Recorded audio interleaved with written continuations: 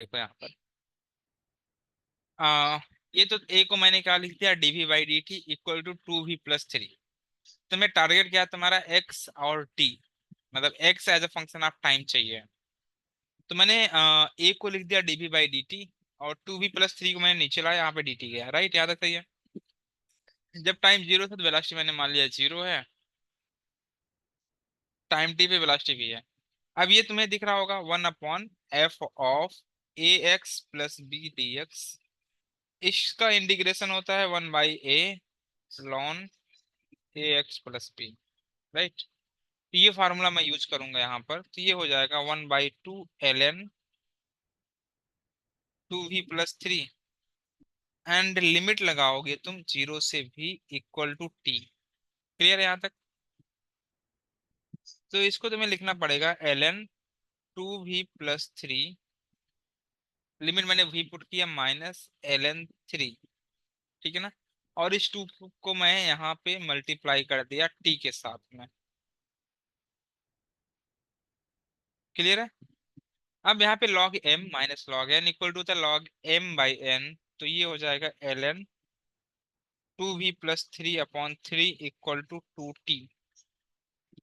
और इसको लिख सकते हो तुम 2v+3 इक्वल टू, यहाँ पे इसका बेस ई होता है तो यहाँ पर हो जाएगा e⁻²t। ठीक है ना। मुझे चाहिए क्या, X as a function of time चाहिए, यहाँ से मुझे velocity as a function of time मिल रहा है। तो 2v+3 इक्वल टू 3e⁻²t, तो ये हो जाएगा 2v = 3e⁻²t -3, यहाँ से भी हो जाएगा 3e⁻²t/2 -3/2।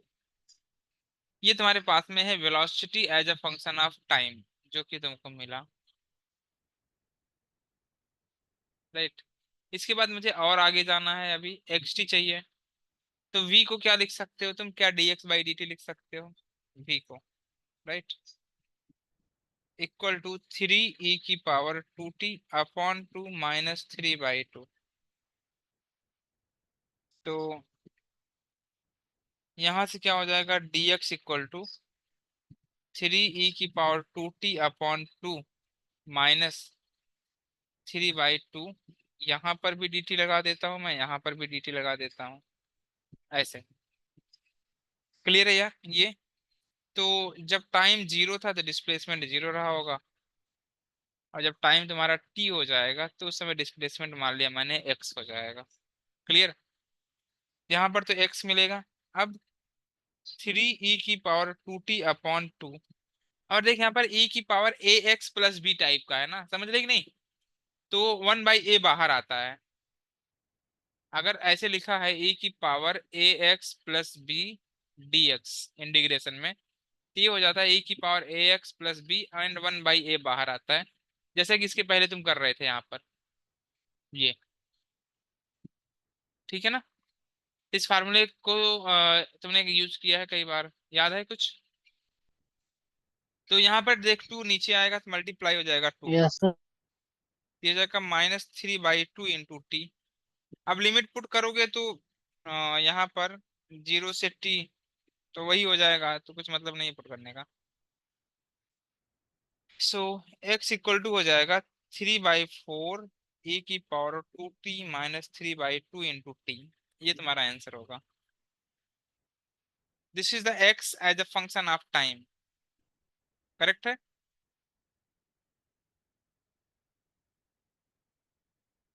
Yes sir. जैसे कि सिद्ध, कहाँ गड़बड़ था तुम्हारा? नहीं सर, सब्स्टिट्यूशन मेथड में गड़बड़ हुआ था मेरा, फिर करेक्ट आंसर आ रहा है सर। Okay great.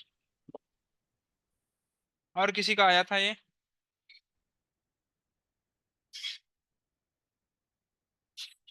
स्वप्नाली और सौमली, तुम दोनों? सर मेरा like just like to the end मेरा आ गया था। आ गया था तुम्हारा? अध्ययन तुम्हारा?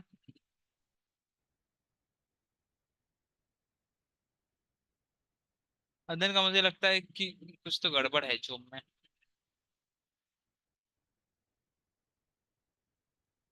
सौमिली तुमको मिला था? नहीं डिडंट गेट। स्वप्नाली तुमको भी नहीं मिला? नहीं सर। चलो रे, जब तक नहीं तुमसे बनेगा तब तक मैं कैसे कराता रहूंगा। चलो फिर नेक्स्ट लिखोगे तुम। वेलोसिटी दिया तुमको t square plus t. Find करना है acceleration as a function of v. करो इसे करो।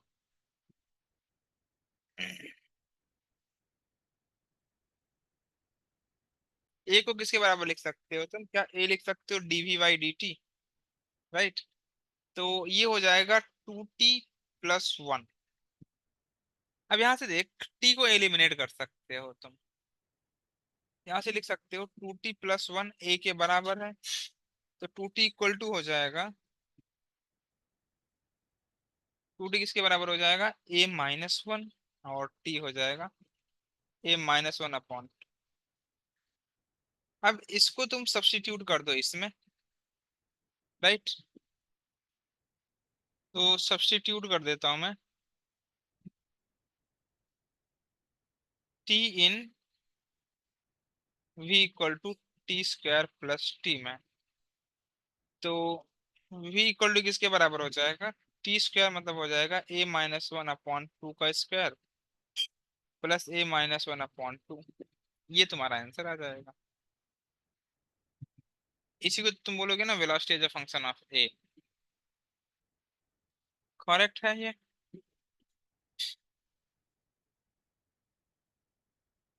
चेक कर लो रे।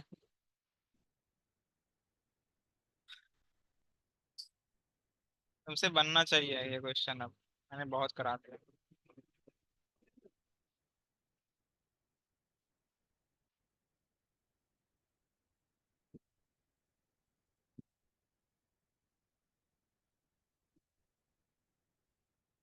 चलो एक और करो फिर।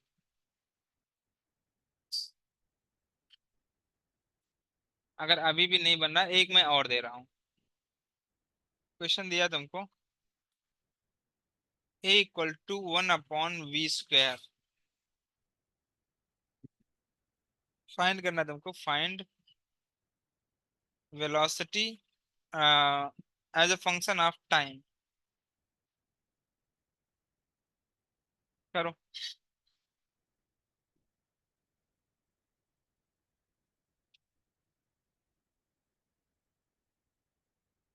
एक तो ये कर दो और एक क्वेश्चन इसी में कर दो। Also find velocity as a function of x.